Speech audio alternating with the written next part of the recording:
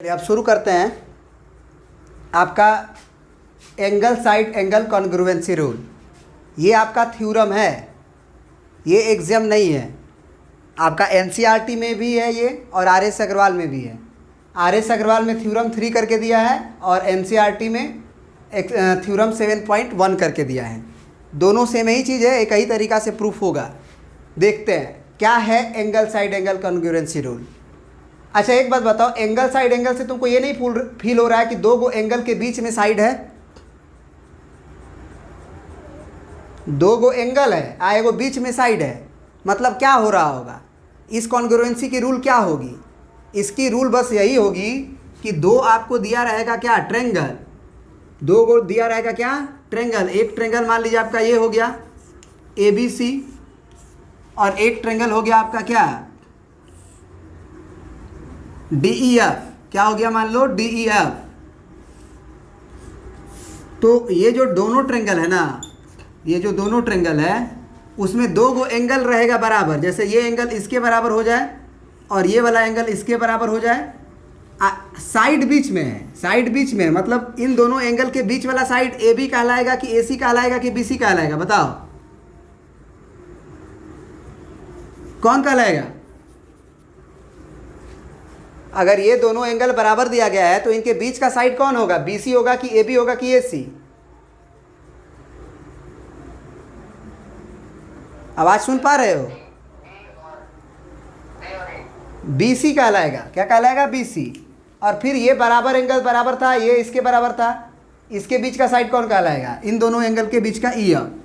तो यही दिया गया है कि अगर ये दोनों ट्रेंगल अगर कॉन्ग्रुएंट, मैंने आपको अगर प्रूफ करना है कि ये कॉन्ग्रुएंट होगा तो निश्चित रूप से दोनों में क्या होगा, मतलब सॉरी ऐसे दिया है, उल्टा हम बोल रहे हैं।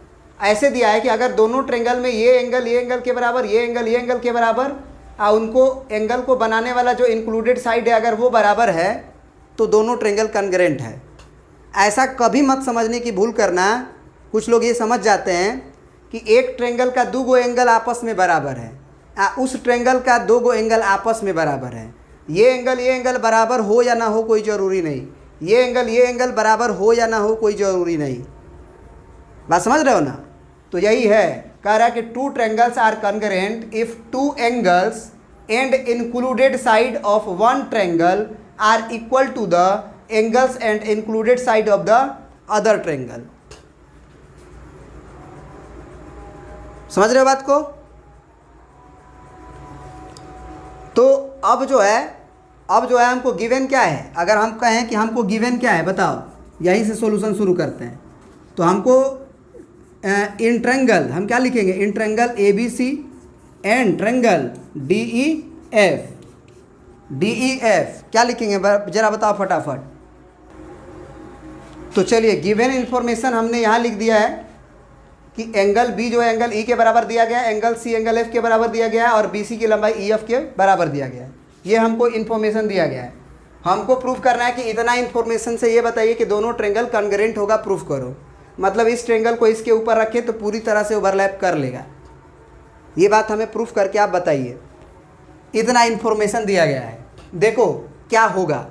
अभी तुम क्या पढ़ के आए हो? अभी तुम क्या पढ़ के आए हो? साइड एंगल साइड कॉन्ग्रुएंसी पढ़ के आए हो? बोलो। साइड एंगल साइड कॉन्ग्रुएंसी पढ़ के आए हैं, मतलब अगर किसी तरह से हम इस ट्रेंगल को उस ट्रेंगल में अगर कॉन्ग्रुएंट प्रूफ करना है तो किसी तरह से अगर हम दो साइड को बराबर कर दें, उनके बीच के एंगल को बराबर कर दें तो हो जाएगा कॉन्ग्रुएंट। क्योंकि ये बात अब हमको पता है।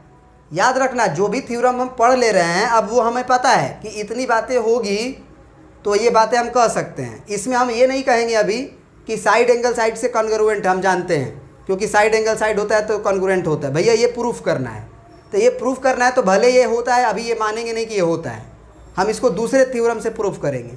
तो हमारा उद्देश्य यही होगा कि इस ट्रेंगल का दो गो साइड उधर के दो गो साइड के बराबर हो जाए और उसके बीच का एंगल उसके बीच के एंगल के बराबर हो जाए। तो ये लंबाई तो इसके बराबर दिया गया है और ये एंगल इसके बराबर दिया गया है, और किसी तरह से अगर AB की लंबाई DE के बराबर कर दोगे किसी भी तरह से अगर ये लंबाई को इस लंबाई के बराबर कर दोगे तो क्या साइड एंगल साइड 9 लग जाएगा और कॉन्ग्रुएंट हो जाएगा। सोचने का तरीका सीखो, बना तो हम 1 मिनट में देंगे, सोचने का तरीका सोचो कि नहीं क्वेश्चन जब हम लोग बनाएंगे तो उसमें सोच सकते हैं कि नहीं चीज़ों को। जैसे अभी हम साइड एंगल कॉन्ग्रुएंसी पढ़ के आए थे, तो हम अगर ये दिमाग लगाएं कि अगर क्या दोनों ट्रायंगल में साइड एंगल साइड लग सकता है, तो लगाने का कोशिश किए तो नहीं लग पाया, कारण कि ये वाला लेंथ के बराबर नहीं दिया गया था, हमको केवल BC की लंबाई EF के बराबर दिया गया था और ये 2 एंगल बराबर दिया गया था बस। तो हमारा उद्देश्य यही तो है कि ये लंबाई के बराबर हो जाए। बोलो, तो हम क्या करेंगे अपने प्रूफ में, क्या करेंगे कि हम 2 केस मानेंगे।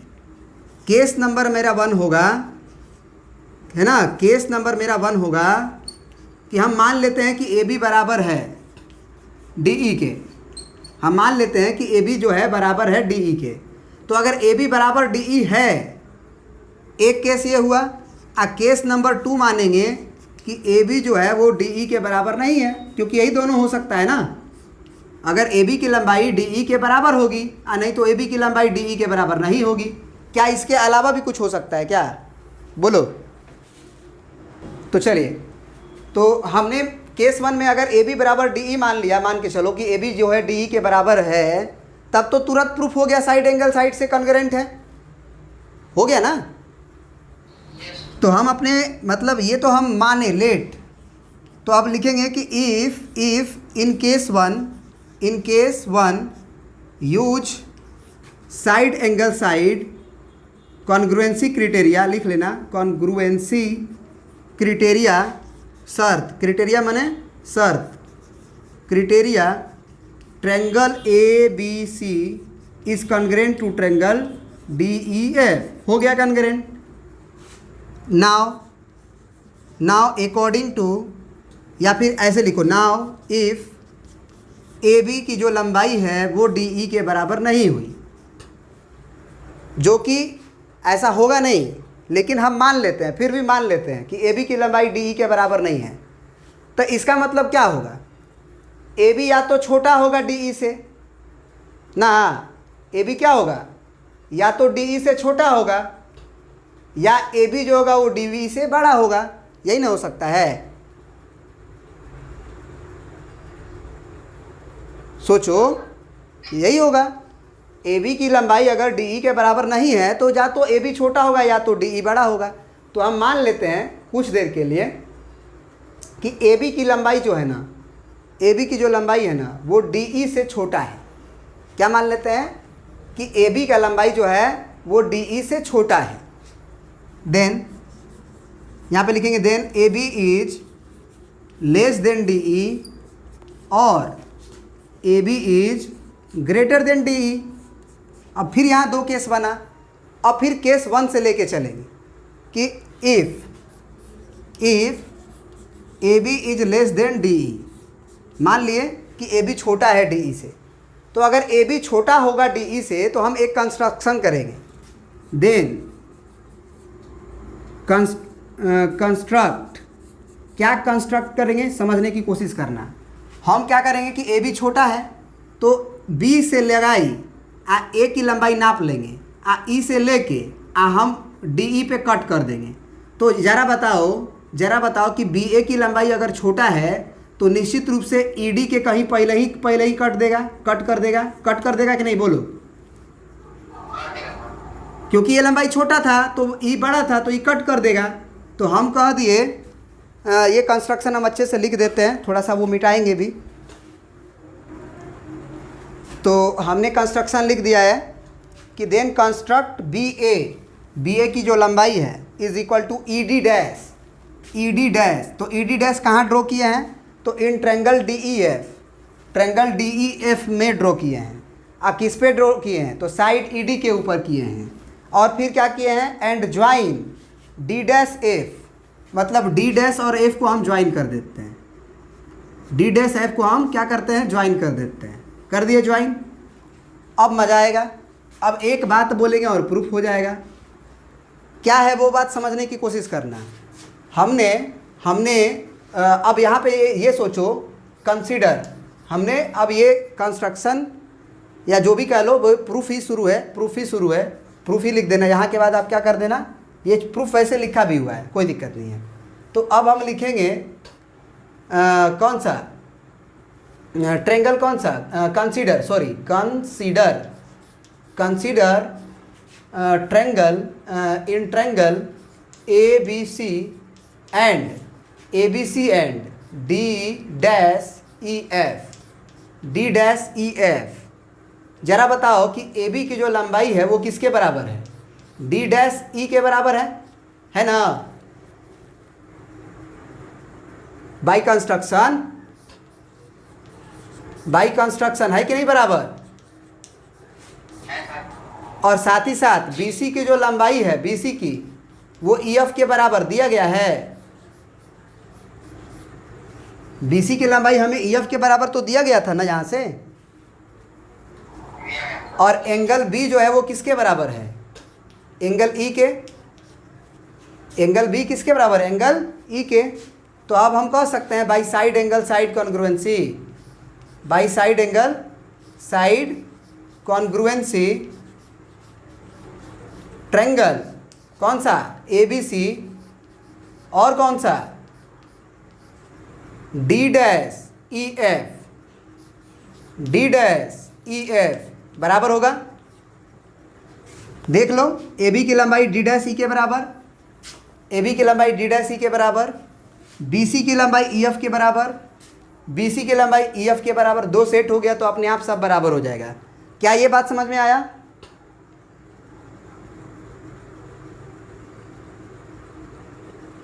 यहां वाली बात समझ में आई। तो इस तरह से हम कह सकते हैं कि एंगल ACB,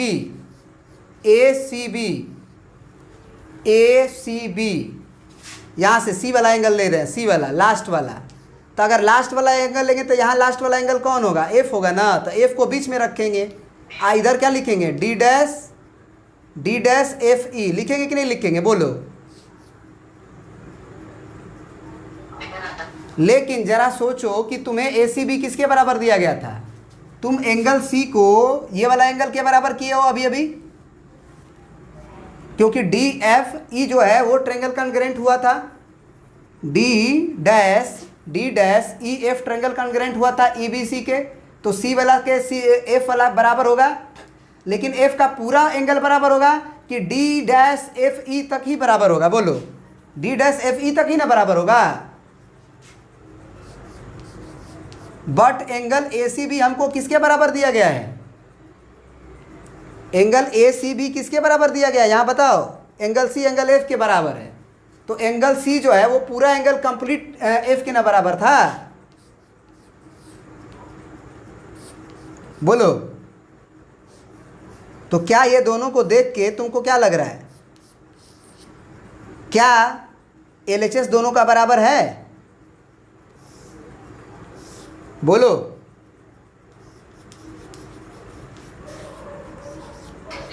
तो दोनों का RHS बराबर होगा, मतलब D'(FE)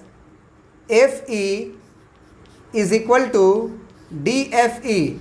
लेकिन ये बात हमें पच नहीं रही कुछ। D'(FE) की एंगल जो है वो DFE के कैसे बराबर होगा, D'(FE) तो DFE का कुछ पार्ट ही न है।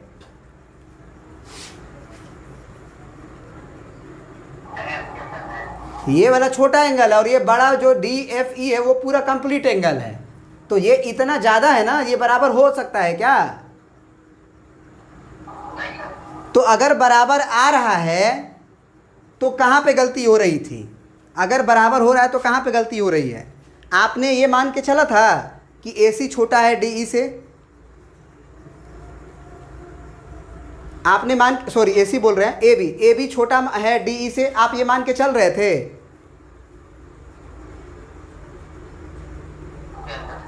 तो जब AB को तुम मान के चल रहे थे DE से छोटा, तो तुम AB की लंबाई के बराबर एक पॉइंट तलाश कर रहे थे ED के ऊपर, जो कि AB के लंबाई के बराबर हो, वही पॉइंट D' था।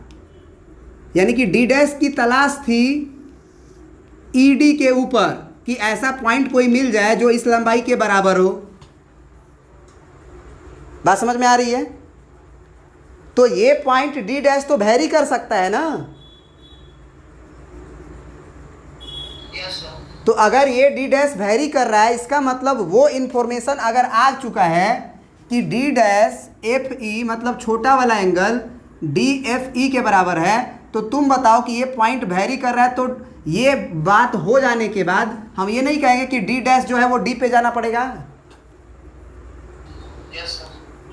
क्योंकि ये पॉइंट तो वैरी कर रहा था। अब ये वैरी कर रहा था तो डी डैश को डी पे ही ना जाना पड़ेगा, क्योंकि डी तो फिक्स था।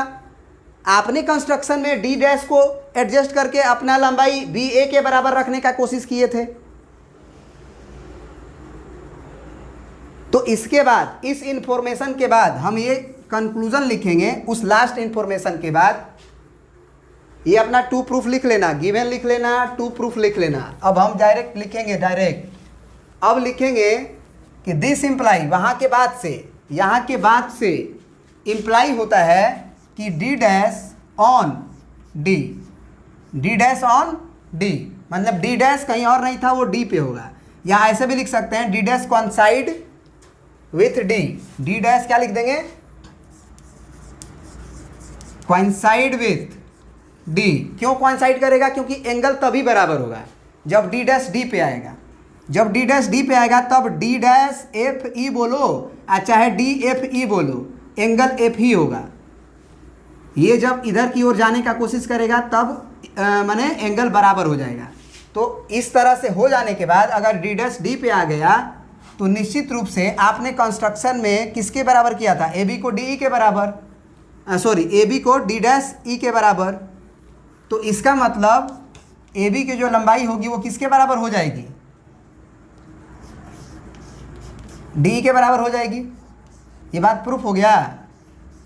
अब अगर ए बी बराबर डी ई प्रूफ हो गया तो फिर से हम क्या लिखेंगे, then by side angle side, क्योंकि ये साइड के बराबर, ये एंगल के बराबर और ये साइड के बराबर। तो साइड एंगल साइड कॉन्ग्रुएंसी से by side angle side congruency अपना लिख लेना, triangle A B C is congruent to triangle D E F. क्या ये बात समझ में आया कि नहीं आया?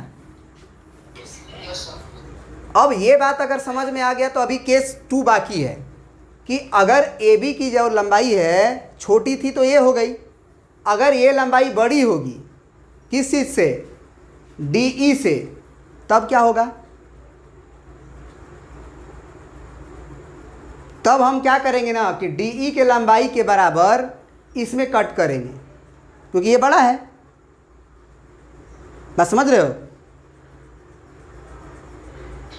ये छोटा है तो इसके बराबर यहाँ कट करेंगे, और यहाँ कट करेंगे तो मान लो यहाँ कटा तो यहाँ से मिलाएंगे। तो उस समय क्या होगा ना कि ये जो होगा वो ए डैश मानना होगा। तो ए डैश मानोगे ना तो फिर से वही कहानी होगी कि ए डैश सी बी की जो एंगल है वो पूरे एंगल के बराबर आएगा। तो मजबूर हो जाओगे तुम ए डैश को ए पे ले जाने के लिए, और जब ए डैश ए पे चला जाएगा तो ए बी की लंबाई जो होगी वो डी ई के बराबर हो जाएगी। तो इसे प्रूफ करने की आवश्यकता नहीं है, इतना प्रूफ कर दिए वो सफिशियंट है। वो बंदा समझ गया कि वो क्या करेगा। समझ गए? और अगर प्रूफ करना है तो तरीका बता ही दिए हैं कि उधर वाले लंबाई के बराबर इधर कट करना। समझ गए ना? प्रिंट कर लीजिए। आई होप कि तुम्हें बढ़िया से समझ में आ गया होगा। हर बात को हमने क्लियर करने का कोशिश किया है। प्रिंट कर लीजिए।